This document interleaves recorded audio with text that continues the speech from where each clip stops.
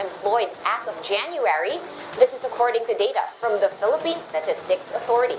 According to PSA, the unemployment rate is the third highest since April 2005, but it is the highest in all January data since 2006.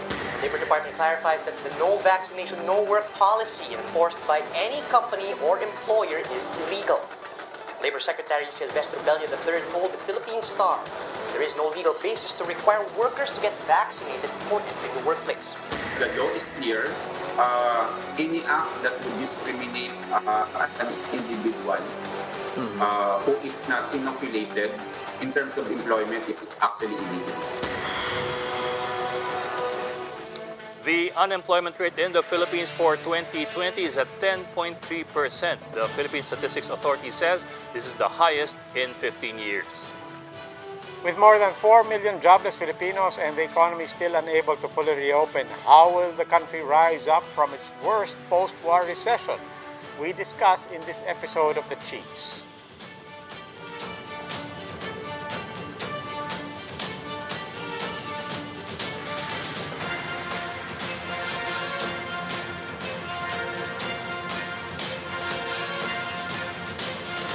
Welcome to this Tuesday edition of the Chiefs. Of course, with us tonight is Robbie Lampaya of One News in the studio, and also joining us online is Lucy Cruz Valdez, the head of News 5, and in a few minutes will be Ana Marie Pamentuan of the Philippine Star. Lucy and Robbie, well, happy Tuesday. Happy Tuesday. Happy Tuesday. It's nice to see you both wearing shields. You look good.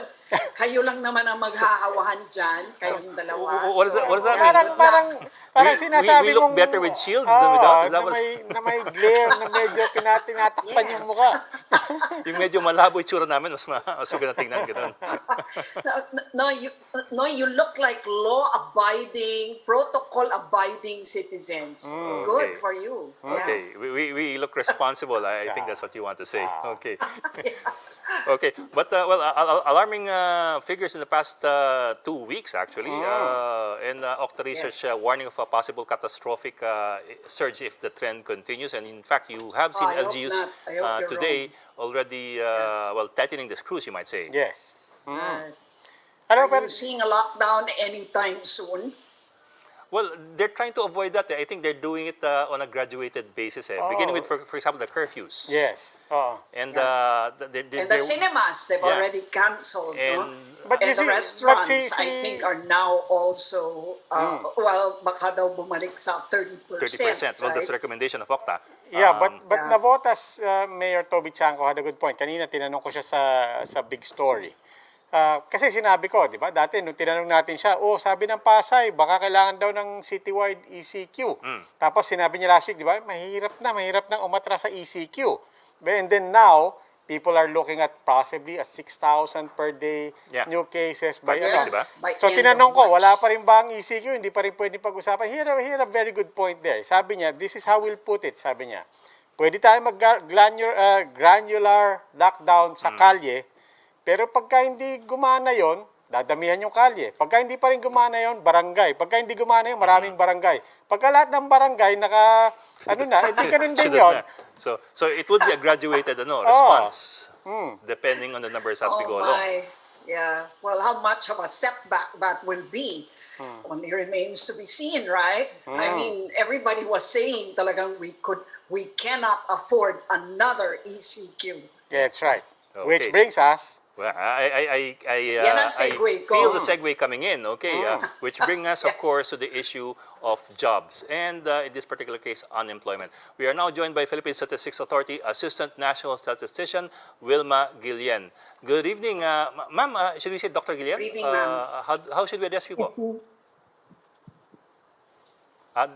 Yes, good evening po. Good evening po. Ma'am Guillen, or should we say Dr. Guillen? How should we address you? Yeah, Miss Guillen. Miss Guillen, okay. I just wanted to be sure.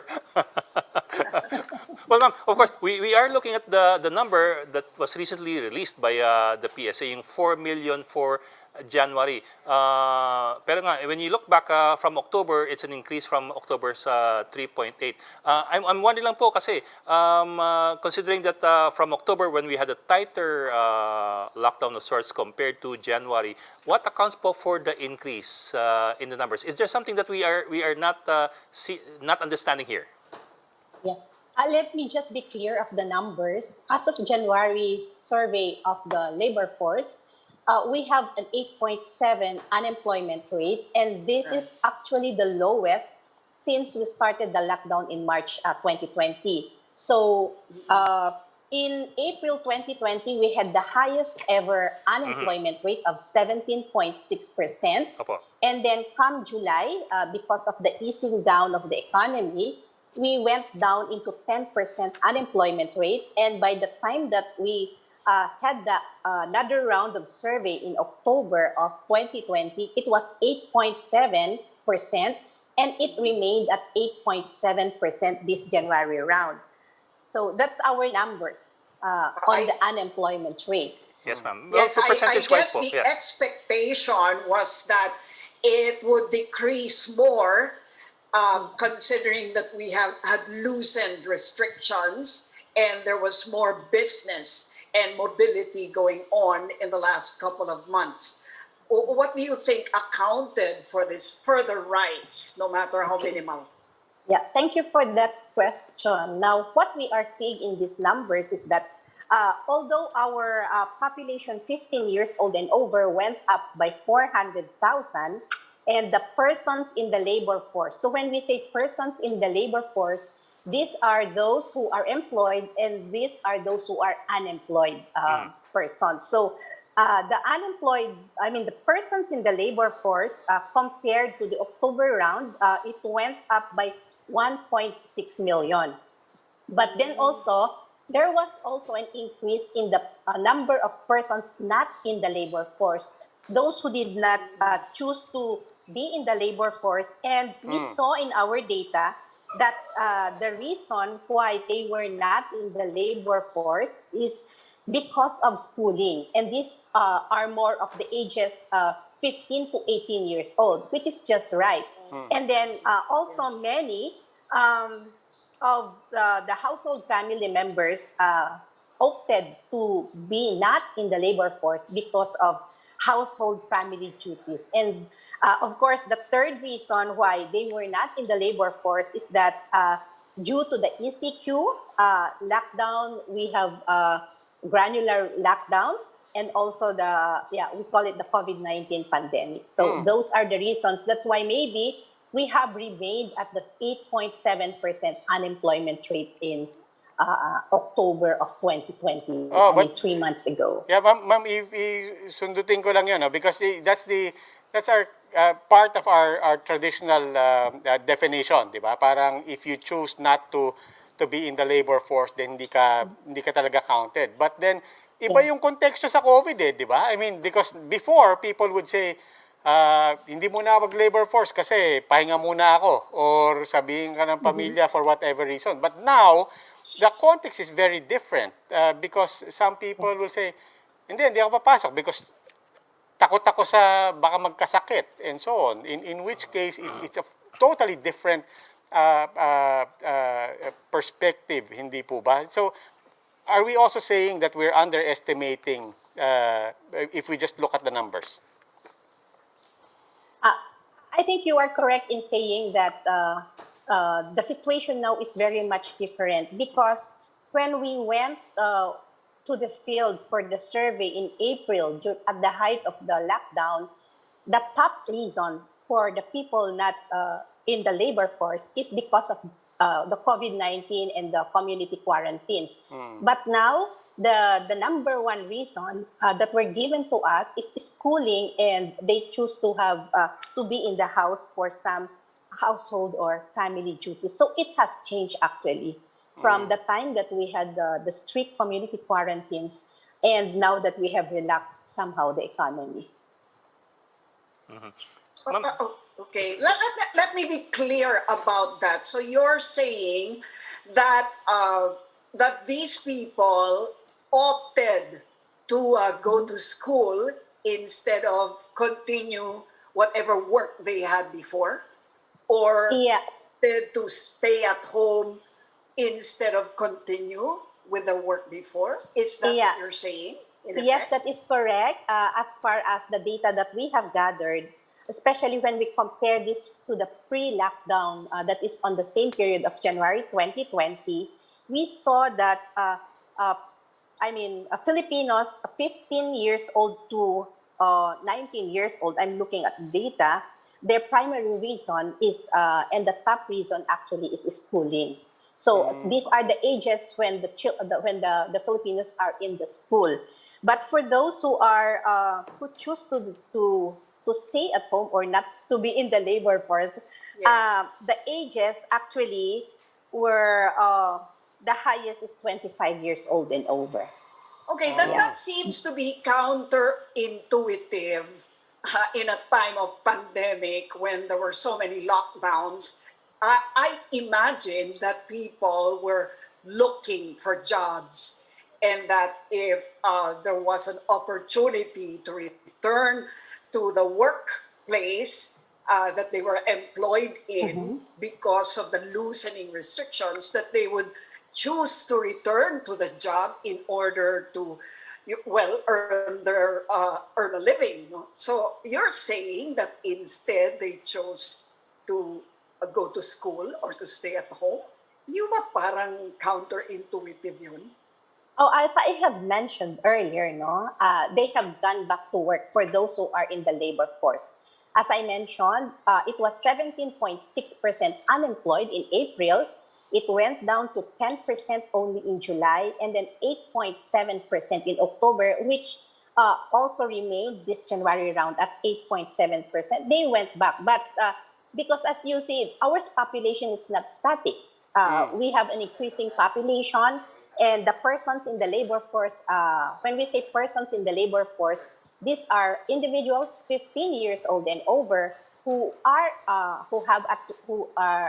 employed and those who are unemployed. Yes, So that's it the also universe. went up by 1.6 million from October to January.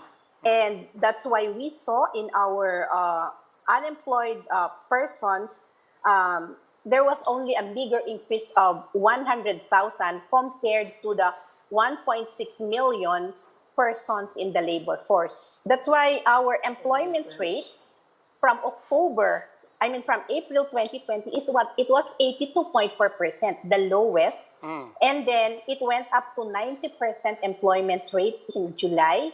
Again, it went up to 91.3% in January, And it in October of remains there. 2020, and it remains there. So I see. they have been going back to work actually Yeah. because we have eased the restrictions. Yeah, Ma'am, we're talking about the numbers on the national levels. I'm just curious.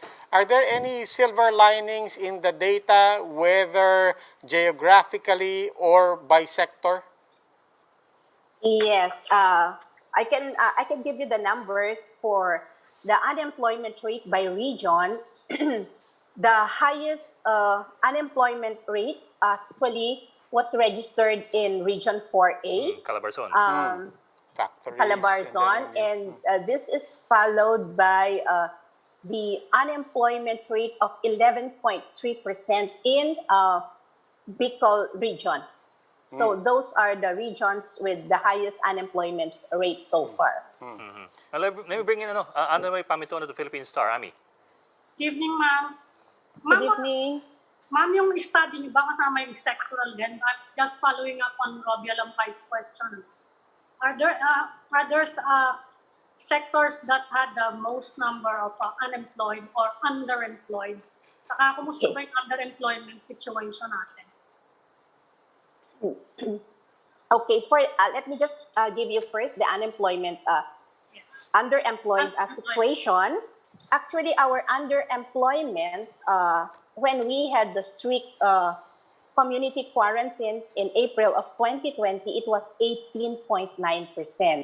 Now, it went down when we eased the economy by July 2020 to 17.3%, and a further downward trend in October of 2020 to 14.4%. However, this coming January, although there was, I should say, the labor force participation rate went up, but then our underemployment went up also from 14.4% in October to 16% in January of this year. Now, Ano if po we ba look By at underemployment? sector. Ano underemployment, po ba ang definition nun Yeah, sa thank survey you. ninyo? Thank you for Yes. that question. When we say underemployment, though these are the individuals 15 years old who are employed, however, they are looking for more work with higher pay, or they are looking for additional work so that they can augment their income. So we call them underemployed. And when we say they are working for less than 40 hours in a week, they are what we call the visibly underemployed. Okay. So it has nothing to do with qualification. For example, No. you're a college graduate, but you're only working a job that's fit for a high school graduate. Hindi yun. That's correct, because we are following definitions from the international level, the International Labor and Organization Okay. definitions. All right. Ma'am, what do Now, you if think I may account- go back to the question of Ami earlier, the top 5 major industries with the largest increase in employment are the following. We have information and communication. It went up by 25%. We have human health and social work activities. It went up by 11.9%. Education, actually, it went up by 6.6%. And administrative and support service activities, it went up by 6%. And the fifth one is agriculture and forestry, which went up by 5.5%. Now, that is on a year-on-year, that is from January 2020 to January of this year. But if we look at 3 months ago, the following industries had the largest increase in employment. First is arts and entertainment and recreation. Second is mining and quarrying. Third is real estate. Another is other services, and other services would include repair of computers, personal and household goods, other personal services like wellness activities, laundry services, and domestic service. And the fifth one is agriculture and forestry. Ma'am, what do you But think that's just accounts from for... October. Just From to be October, clear. the last one, the first one that I gave was in comparison to the pre-COVID January 2020 period. Okay. Ma'am, what do you think accounts for the increase in the underemployment from 14% to 16% from October to January this year? Yeah, because of the job rotations, because those who have been they call it separated during the community quarantine, some of them were rehired, but on a lesser number of days, or they were on job rotation. That's why the underemployment rate natin ay medyo umangat ng konti from the October round. Although if this is still lower, but from the underemployment rate that we had in April when we had the strict community quarantines. Saan po, nakikita po ba sa survey kung saan nangyari yung downgrading? Sabihin na lang natin, yung kumbaga, meron bang, can we have a view of where, which sector employed people or laborers downgraded to, from what sector to which sector? For example, could it be employment, regular employment, to say delivery service employment, yung people from corporate. Meron bang ganong idea? I'm sorry, but we don't see that kind of dynamics for now. But if we look further, maybe on the data, we can cross-check, we can cross-tabulate. But unfortunately, I don't have the data now. That's why I am giving you only a comparison from year-on-year or quarter-on-quarter trend. But ma'am, can we correlate or overlay the data of unemployment over, say, differences in quarantine restrictions? For example, is there a way to put a number to the impact of going from MGCQ to GCQ, for example? What we have, as I have mentioned earlier, is to be able to measure the impact of the COVID-19. We included actually one of the reasons, ECQ or lockdown or COVID-19 pandemic. And when we did the survey round in April 2020, we saw that COVID-19 was the top reason why people were not at work, although they have job. And for some people not being in the labor force. That's why we were able to gather that information. But to overlay maybe that can be done, but when you do that, you should be able to consider the period when we did the survey and then the data from the lockdowns or from the health records. So ngayon, ma'am, you know, people are contemplating because of the rise in the variants, rise in infection. Iniisip nila baka mag-tighten na naman ang restrictions, baka daw mag-lockdown, mag-ganon. But on the other hand, yung mga kumpanya ngayon have adopted different types of work arrangements. Kung babalik tayo, for example, to some form of ECQ, tighter lockdowns, you think this will have a similar impact as in last year sa employment and underemployment, or medyo bawas-bawas na at this point dahil medyo naka-adjust na yung mga negosyante saka yung may mga kanya-kanyang mga livelihood? I cannot answer that directly, but our data is telling us that we have an increase in the number of self-employed individuals, and this would include yung mga nag-online business na kasama doon sa self-employed natin. Pero ma'am, pagka nag-survey natin yung mga taong ganon, no? Yung nag-online business, is that the mindset that Filipinos have? Are they conscious na, hindi, nag-online business ako, therefore I am self-employed? Or is the mindset of Filipinos that, no, I don't have an employer, and I don't necessarily call myself, in other words, are we capturing that accurately? Yeah, actually, it's not them telling us, but we are using statistical standards and definitions. What is a self-employed? What is a manager? What is a manager with own business but without an employee? We set those definitions following International Labor Organization standards. So consciously or not consciously, people may not really know the definition. But when we interview them and know the nature of work that they have, then we can classify them as such, to which they belong. The class of worker, we call it the class of worker. Ma'am, sorry, let me backtrack a bit just to be certain about my definitions. Yung self-employed po, this is a subcategory that falls under the employment rate. In other words po, that is subsumed by, for example, employment numbers. Yes, that is one. We also have managers. We also have those who own business with paid employee. We have another class which is those with business with paid employee. So these are the classes of worker. They fall under employed persons. Yes, ma'am. Ma'am, when you say there's been an increase in self-employment because of the pandemic, would you be able to give us the numbers? I'm just curious how it is or how it looks like.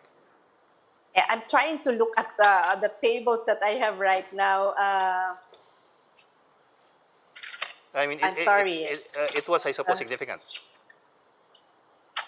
Yeah, it's higher than what we used to have before. I just cannot find my numbers here. So is it safe to say though that dumami yung mga nagnegosyo na lang? Oo, nagkanyang-kanyang kayod. Yung mga Dumami nag-resign, tapos nagtayo na lang ng kung anumang negosyo yon, kung online, pastry, shop or whatever, ganon, no? Yeah po. Yeah, here. Now I have my number. Okay. Self-employed without any paid employee, if we compare this with the same period in January 2020, so that's the pre-COVID, it grew by 5.9. And if we compare the January 2021 with that of the ECQ lockdown, it grew by 21.3%. So maybe because of their need, they felt the need of having income during the lockdowns. So through the months, they were able to set themselves and have their own jobs or businesses. But were actual numbers? Ano yung actual numbers? 5.9%? Yeah. I don't have the numbers with me now. I have here some of the tables because there's a lot of tables actually. I'm sorry. Ma'am, but when you said 5.9, when you said 5.9, was that a percent or was that millions? Percent po siya. Percent yun, Percent. Yes. Pero ano sila? Classified ba sila as Underemployed? employed or underemployed? I mean, they may be classed, some may be underemployed, some maybe not, but I don't have the breakdown right now. Okay. We find it interesting lang kasi siyempre ang daming nag-shift dun sa kanya-kanyang negosyo eh. Right. So of course that also begs the question na are they earning enough just by selling on or Facebook? where are they? Where are they? No, because we hear stories about more and more people getting into the delivery service business, diba? Yung ganun pa. So Yes. it's interesting to find out what jobs they move to. Yeah, there's also one interesting information that I would like to give you. We were able to gather the facts that we have new entrants, the number of new entrants as of January is 1,225,000. In January 2020, that's a year ago, we only had 933,000. So a part of this, the new entrants may be the new business persons who were in the online business. Ma'am, Yes. if you don't mind, habulin ko lang to sa new entrants. What is the picture like for new graduates, for people who graduated from college or particularly those who entered the employment age? Ano po yung itsura over the past year? Unfortunately, I don't have the cross tabulation here by by year of graduation, but just the total number of new entrants. And when we say new entrants, these are the individuals who landed their job for the first time. Okay. Yeah. Okay. Assistant National Statistician Wilma Guillen of the Philippine Statistics Authority. Ma'am, maraming salamat po for joining us tonight. Thank you. Maraming salamat. Maraming It's salamat been po. interesting to be talking to you. Thank you Opo. po. Maraming salamat. And thank you for making We'll numbers see you interesting. again. Ma'am Guillen. Salamat po. We'll just go into a break, so please stay with us.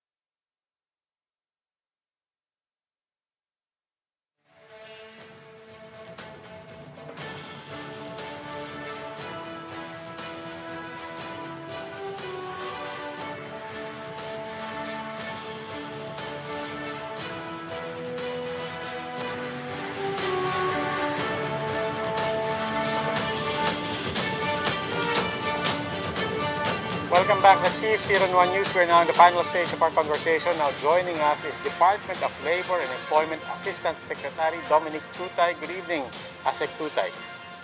Good evening. Good evening, Asec. Good evening po. Asec, we've been discussing the latest unemployment figures, unmoved. People were hoping na, we started reopening. We see the activity all around us when we go. Nagta-traffic na and so on. But what's our takeaway from these numbers when it comes to reopening the economy? What are the limitations that we're seeing to reopening, and what might we do better? First of all po, we'd like to highlight yung 1.6 million who have regained their employment in January 2021 as compared to October 2020 round of surveys. So this is a reopening really of the economy, and the entire government po is really towards the recovery efforts na po. Ang kailangan lang po siguro talaga natin gawin ngayon, as we safely reopen the economy and hoping to recover all the employment that were lost in 2020, is yung self-discipline among all Filipino people. When I say self-discipline, it has something to do with the strict observance of the minimum health standards, the proper wearing of mask, of the face shield, and then social distancing, and of course, washing of hands. Because without that po, sayang po yung effort natin. We know now, we have noted the past days that there is an increase in the COVID cases, and we don't want that lockdown will be happening again, because if that happens, then sayang po yung effort, sayang po yung mga gains na nakuha po natin itong first quarter. But in fact, that's what they're planning ngayon. Pinag-uusapan na yun. The DILG is proposing to the Metro Manila Council na mag-curfew, maghaba ng curfew at mag-tighten nga ng restrictions, DOH, and posibleng tinatawag nila ECQ without the formal ECQ. Ano kaya ang impact na? What are you saying impact sa employment, considering that according to our previous guest, marami naman actually ngayon self-employed na. But anong impact nun sa employment situation natin? O bakit siya? Sa tighter lockdown. Yeah, if the tighter lockdown will be imposed again, then the mobility of the people will also be hampered, and therefore yung economic mobility will also be affected. So siguro po when the local government units were saying na magla-lockdown sila, ito yung tinatawag ho natin na granular lockdown, whether in a barangay, in a city, o even in the workplaces po. Before po kasi pag nagkaroon ng COVID case in one building, lahat affected. Pero ngayon po, yung specific office na lang po within the building ang po pwede nating i-lockdown. So these are ways po na talagang tuloy-tuloy pa rin po yung ating businesses. I think the thing that will really also help, especially the private sector, no, and on the employment side, will be the contact tracing. And the last news item we just read earlier in the newscast had to do with the fact that contact tracing is still not unified, no. And I imagine that in many private companies, that's still also a big challenge, no? Mainly because most workers don't want to reveal the true state of their health, and they end up going to work not knowing that they're actually infecting everybody else. So as far as contact tracing is concerned, will the DOLE do something toward helping unify the contact tracing efforts instead of leaving companies to have their own apps, even LGUs with their own apps? So, you have a scenario where one person has as many as 5 different contact tracing apps on his mobile phone. I mean, isn't the DOLE going to join that effort? Kasi malaking bagay yun eh. Opo. Siguro po pagdating sa workplaces, we can review the existing policies, but at the community level po, importante po talaga yung within the barangay mismo ay alam po ng ating mga barangay officials kung sino among the community po yung may mga cases at para mabilis din po yung mga contact tracing na yan. On the part of the DOLE po, pagdating po doon sa mga instruments, yung checklist po na tinatawag po natin that has already been issued matagal na po, 2020, at hanggang ngayon, ito po yung ginagamit. Although tama po kayo, sinasabi nila na nagkakaroon ng maraming mobile applications, but tingnan po natin yung discipline naman ng mga tao. Pag gumamit po sila ng app, halimbawa na lang po yung sa QR code. So, ano mo na yon, na-click mo na yon.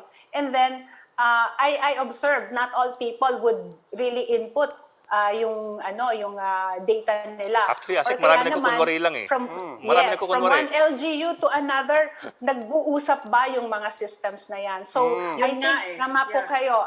Kailangan mo na sigurong tingnan din itong aspeto na to, lalong-lalo na po, at may mga iba-ibang variants na po na nakikita po sa atin dito sa Pilipinas. Ako, i-add ko lang, this is not a question, but it's a fascinating thing because we read that story kanina sa Big Story, yun nga, yung how to unify. I just want to share, sa Mandaluyong, I went to one of the malls, you generate your own QR code. So instead of having different apps, you generate your own QR code, and then silang bahalang mag-scan sa'yo. And I thought that was really much more practical. Ang galing. Yeah, man that track is what it's called, di ba?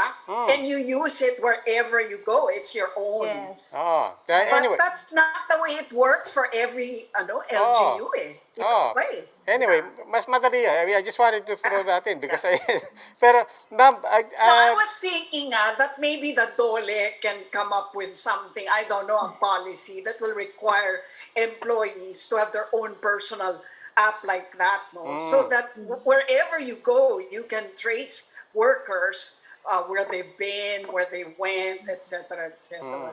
We welcome that suggestion, Ma'am Lucci, and we will raise it to the technical working group.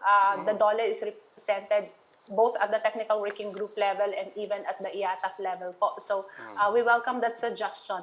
Okay. Now, ma'am, concerning still questions for workers, and I don't know, I hope this is not too soon to ask, but this is already an ongoing conversation. I remember many people in the past weeks emphasizing that when it comes to vaccination, government cannot require anyone. But I remember one of our guests saying that, government cannot compel you, but the private sector, the businesses can say, kung hindi ka bakunado, baka hindi ka makabalik sa trabaho mo. Now that's an emerging debate. Where does the Department of Labor stand here? Can the private sector require vaccination? Okay, I think Secretary Bello has already made a statement on that it is illegal na kapag hindi po nagpa-vaccinate ay tatanggalin ka sa trabaho o hindi ka napapapasukin. At the end of the day, it's still the decision. It's the right of the person to make that decision whether to have himself or herself vaccinated. But Asec, let me be the devil's advocate here. Could employers argue that it is for the safety of the workplace? Could they do that? Tama naman po. That's one of the safety measures that the company can impose. But ang tingin ho natin dyan ay may karapatan pa rin po yung worker para magdesisyon sa sarili niya. Ngayon, ang tinatawag ho natin na halimbawa yung herd immunity within a workplace, for instance, sasabihin natin like 70 to 80% of the workers have already been vaccinated and 20% did not. So, in a way, na-achieve nyo na ho yung purpose of an herd immunity. Yes. And then, ikaw naman, as a worker, hindi ka naman po pwedeng basta-basta lang tanggalin because hindi ka po nagpa-vaccinate. Remember na meron din pong mga, may mga sarili din pong paniniwala. Maybe it's because of culture, maybe it's because of religion, whatever reason po, na po pwede pong sabihin din ni worker, kaya ayaw niya po munang magpa-vaccinate. But in the end naman po, kung makikita niya po yung value nung vaccine na yon, maaring magbago pa rin po yung kanyang decision. But really, hindi naman ho yan parang a condition para Yes, para ma'am. ikaw ay We understand alam po. mo yun, tanggapin o alisin. Pero ma'am, theoretically, what if theoretically there are enough people who do not want to be vaccinated that a workplace does not achieve 70% herd immunity? What happens then? Okay, wala pa ho tayo kung ilang percentage. Ang sinasabi lang natin is yung mas nakararami, better. Sa ngayon po, we're starting to build the confidence of the people to have themselves vaccinated. At nakikita naman ho natin yan na unti-unti na po nag-i-increase po yung taong gustong magpa-vaccine. Asec, will the DOLE be asking private companies to submit a report on the level of herd immunity or the level of vaccination, the progress of vaccination within the company? Wala pa po ma'am tayo sa ganung level. Ang napag-usapan pa lang po namin earlier in our senior officials meeting is that there will be a webinar for both workers and employers regarding the vaccination program. Ang kulang po kasi sa atin ngayon is really the information about the vaccine. Kaya hindi po talaga makapag-decide ang mga workers po natin kung magpapavaccinate po ba sila o hindi.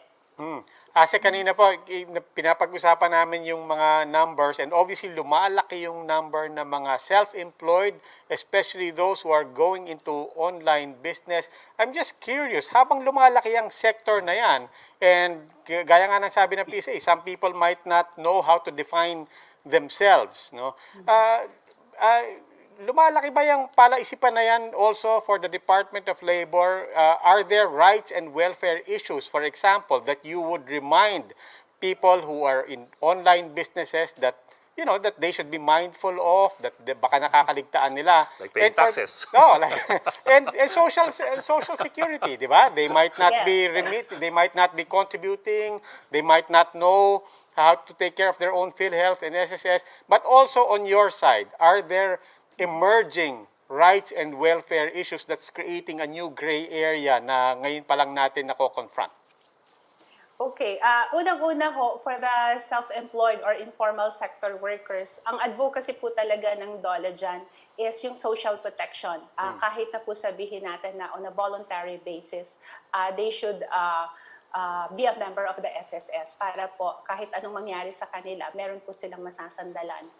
Pangalawa po, ang isa pong tinitingnan natin dyan is how to transition them from informal to formal. Kasi when we say transition from informal to formal, it could mean registration, business registration, and then therefore lahat na po ng mga rights ng mga workers under the formal sector ay pwede po nilang ma-enjoy. Pangatlo po, tinitingnan po din natin yung protection, lalong-lalo na halimbawa po ng mga freelance workers because at the end of the day, sila mismo yung nagne-negotiate para sa sarili nila. Yung terms, condition ng employment po nila, ng wages, yung output. Pero paano nga kung tinakbuhan ka nga nung iyong employer na hindi mo naman siya nakikita yung employer mo, nagde-deliver ka lang, but minsan may mga ganitong cases po na natatakbuhan, hindi sila nababayaran. So ang tinitingnan ho ngayon is sa amin po, lalong-lalo na doon sa mga platform economy in terms of recruitment, ang tinitingnan po natin is registration within the Department of Labor and Employment. But the policy is still not issued. It's still in the final stage po, but we have done consultations na po pagdating sa ganito. Kasi po, just to protect the workers, the interest of the workers. Linawin ko lang po yung registration kasi allergic yung ibang tao doon. And like you said, kaya nga nasabi ni Ed, registration, taxes na yung kasunod yan. But what you're saying is registration also for their protection. Yes. Kasi po, halimbawa, may mga job seekers po kasi na minsan naluloko na sila sa online kapag sila ay may mga online recruiters na po. So ang tinitingnan po namin dun sa registration, we know that the platform economy is a thriving business and we want them to flourish actually. So the registration would mean looking at how the industry works, ano yung po pwede pong maitulong ng pamahalaan sa kanila, and how we can better protect our workers using that platform economy. Asec, pag-usapan po natin yung wages naman, no? Because I remember that I think a month or so ago, the trade and labor unions, no, actually made a statement to the effect na they won't even ask for any wage hike as long as their numbers are retained. No, I'm wondering if you have been getting complaints, perhaps, or maybe even reports of, well, not just no raise, but even salary diminution, no? Just to be able to hold on to their jobs. Meron po bang mga ganun? Opo. Yung mga tipo, bawasan nyo na lang ang sweldo ko, huwag nyo lang akong tanggalin. Yes, ganito po yun. Meron po tayong policy doon sa diminution of wage-related benefits. There is a labor advisory to that effect because of the pandemic situation where most of the workers and companies are undergoing flexible work arrangements, reduction in the number of work days or work hours. So definitely po, if they get paid as to the number of days that they have just been employed. So ganun ho yung nangyayari ngayon. Yung mga non-wage related benefits po could be in the form, for instance, of halimbawa, dati may rice allowance sila, ngayon wala. Kasi nga, wala naman pwedeng ano. Ang pinaka-basic lang ho doon is the wages na hindi ho talaga yon bababaan. The minimum has already been set and that should not be compromised. Etong flexible work arrangements, they've been in place for several months. Saka marami namang bagong setup ngayon, yung self-employed, yung work from home. Anong mga bagong problemang na-encounter nyo labor-wise? I'm sure you're getting complaints from all these sectors. Ano yung mga bago arising from these new setups? Opo, dati-rati po yung reklamong natatanggap namin, yung pag-shoulder nila ng halimbawa expenses for electricity, for internet connection, and even yung mga gadgets. But yun naman po, na-resolve na yun because really the employer would shoulder that. Ang nakikita na lang ho talaga natin ngayon doon sa mga work from home arrangements ay yung mental health po. Ito ho ay talagang emerging issue for workers under the work from home or flexible work arrangement. So ito ho mas lalo dapat yung mga HR po natin would really find ways how to keep yung kanilang mga workers really sane, kasi kung nasa bahay ka, nagmi-mix po kasi yung trabaho at yung personal. Can you give an example, a case, to illustrate anong klaseng mental health problem? Ito po, yung halimbawa yung anxiety level, mas lalo pong tumataas, umiinit ang ulo, o kaya meron depression din po na nangyayari kasi nga, Yes. Oh yeah, especially those who live alone. Correct. Oo. Totoo ho yun. Kasi yung task that you have, that you need to deliver, plus siguro po, yung may family, kung may family, syempre, nandyan lahat ng family members mo. Ang mga bata, meron ding online classes, di ba? Tapos ay nagtatrabaho, minsan nagkakarinigan. So, alam mo yun, it affects your output, it affects your productivity. Yeah, what about the concept of, going still related to that, the concept of working hours? Namamadal ba yung konsepto natin ng working hours, and is that creating, well, on the one hand, best practices, on the other hand, new issues? Siguro may threshold lang ho ang isang tao when it comes to working hours. Hence, the labor code would really provide for 8 hours. And then, kung mag-overtime po halimbawa hanggang 4 hours in the day. So that's maximum of 12 hours. Other than that po, parang napaka-unproductive na po ng isang tao. Ang hindi lang ho natin medyo, ang nakikita ho kasi natin ngayon, given this pandemic situation and based on the latest labor force survey, bumaba ho yung average working hours po ng ating mga manggagawa. On the part of the employer, may nakakarating din ba yung mga reklamo or problems in relation to the flexible work arrangements? Marami po. Siguro yung iba kasi gusto nang mag-normalize yung operation and then pinapabalik na nila physically yung tao doon sa workplace. Ayaw po nung tao nang bumalik kasi nga natatakot pa po sila. So ito ho yung mga daily struggles din po ng ating business people. And then the other thing po, kasi kung tuloy-tuloy po halimbawa yung business nila under temporary closure, kailangan na ho talaga din nilang kumita. Kung kailanganin po nila ang tulong ng gobyerno in terms of augmenting their capital, it's now. They can no longer hold for 3 to 6 months anymore. Tuluyan na ho yung magsasara, which we don't want to happen. How is it like in government offices? I'm just asking you now a personal question. Are you also veering now toward more work from home setups in the same way the private sector is? I'm just wondering if government is also experiencing the same thing. Opo. Some of our units are operating 100% in the workplace. Kumbaga, balik na po sa opisina. Meron po naman binsan cases na halimbawa 3 days in the workplace and then 2 days work from home. Pero yung mga deliverables po should be well-defined and should be reported. Otherwise, kapag hindi ho na-deliver, that's marked absent. Now, there are cases po, for instance, in our regional offices, 100% bumalik na sila.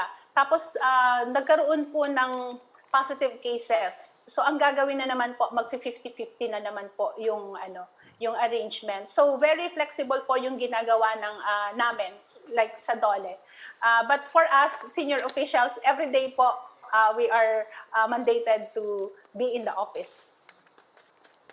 Yung mga overseas Filipinos natin, kumusta na situation nila? Vaccines are being rolled out. Yung pinakamalalaking job markets natin, nag-reopen na yung mga ekonomiya nila. Kumusta na ang situation nila? Opo, some of our OFWs have already been vaccinated abroad, yung pong mga nagtatrabaho na.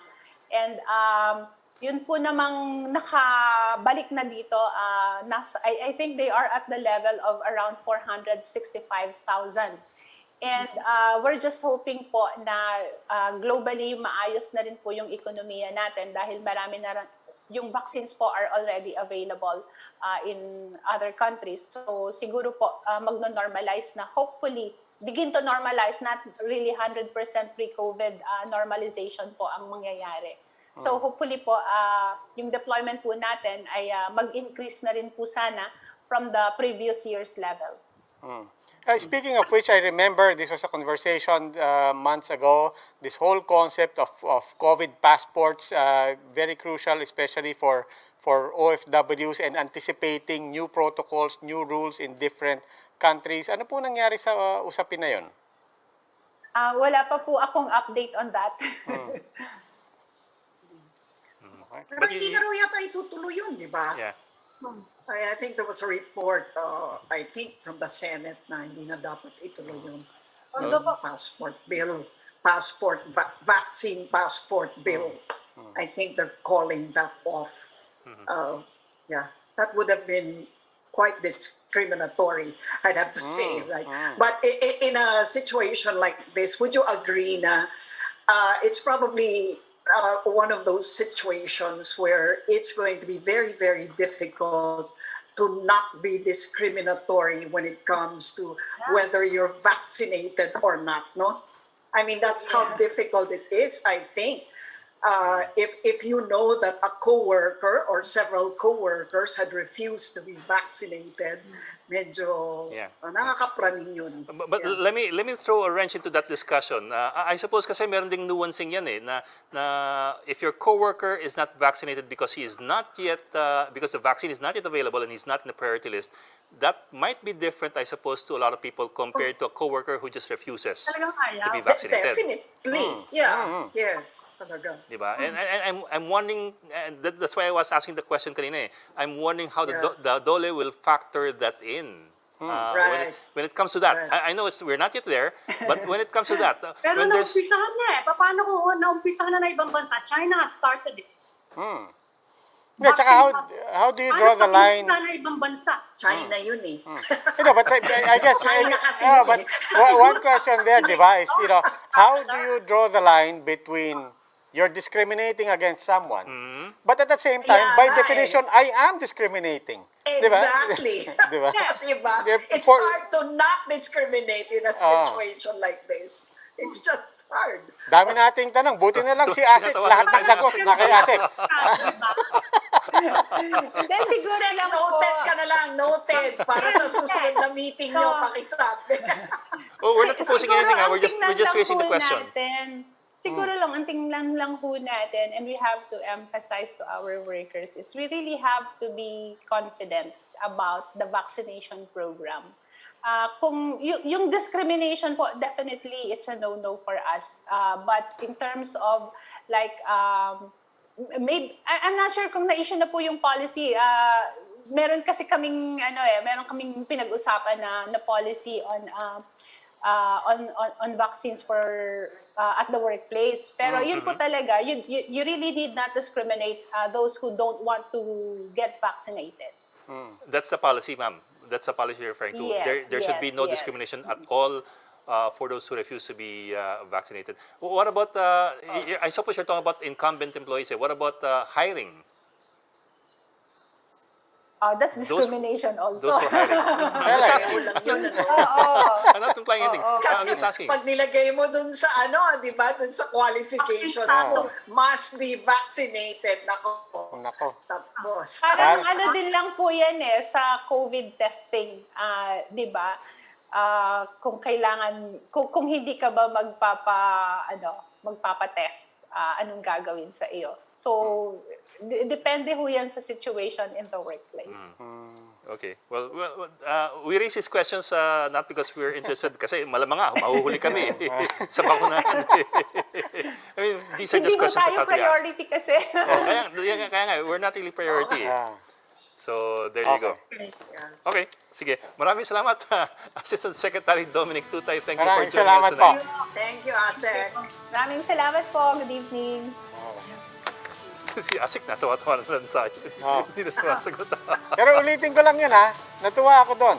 Gumawa, instead of trying to unify all the apps, yun yung na-experience ko. Gumawa ka na lang ng sarili mong galing QR nga. code Yes. na nandun na lahat ng information mo. really, So, really. I don't care That kung anong makes more app ang sense gamitin mo. Kesa sa lahat ng Yes. pupunta mo, mag-input. Yes. And then you leave it to the app developers and the LGUs. Bahala na kayong how your data will share or whatever. No, I agree with you, Robbie. Alam ko yung Manda Track. Ang galing nga niya. Ang galing talaga ng Mandaluyong. Gusto lang sabihin ng Signal na napakagaling ng Mandaluyong. Ayan, pinapalisa tayo. Okay. Okay, that's it for this Tuesday edition of the Chiefs. We hope what is discussed here will keep the conversation going. Before we go, a reminder to our viewers, mask on, wash hands, and stay safe, Philippines. Parang wash on, wash off. Patnori tayo. Okay. I'm Ed Lingao. I'm Ani Paminton of the Philippine Star. I'm Lucy Cruz Valdez of News 5. I'm Robbie Alampay and we are One News.